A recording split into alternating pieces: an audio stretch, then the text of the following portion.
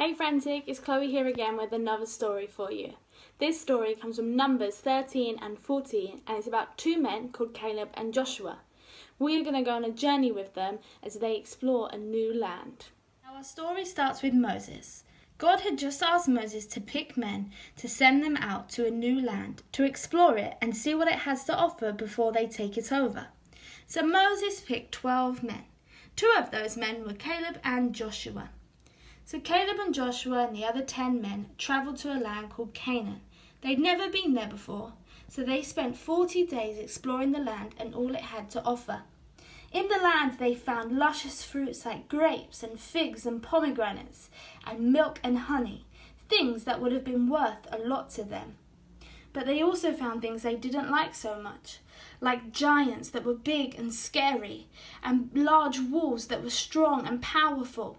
These cities were very powerful places, so it started to make them a bit afraid. The people said, "No, we aren't strong enough. We can't break through these walls. We can't take these cities." But Caleb told them, "No, let's take the land. We can do it." So they travelled back to Moses, and the people went to him and they were crying. They said, "Let's go back to Egypt. We can't take over these places. They're too scary and strong." But Caleb and Joshua said, "No, God will bring us safely and he will give it to us." Now the difference between Caleb and Joshua and these people was that Caleb and Joshua were thinking about God and how powerful he was, how mighty he was, and the promises he gave to them.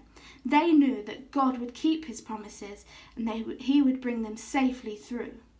But the other people were focusing on the things they were afraid of, the giants and the walls, the things they thought were more powerful than them, forgetting that God is more powerful than all of these things.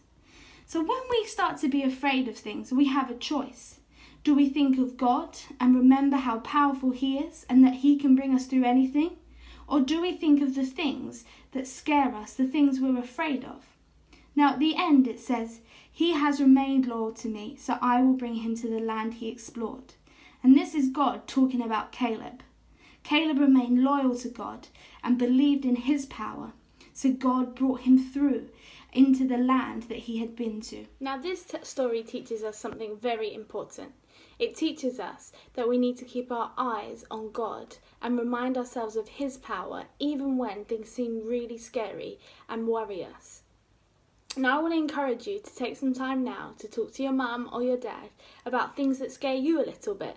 And then I want you to sit together and pray and ask God to help you focus your eyes on him and trust in his provision and not worry so much about the things that are making you scared.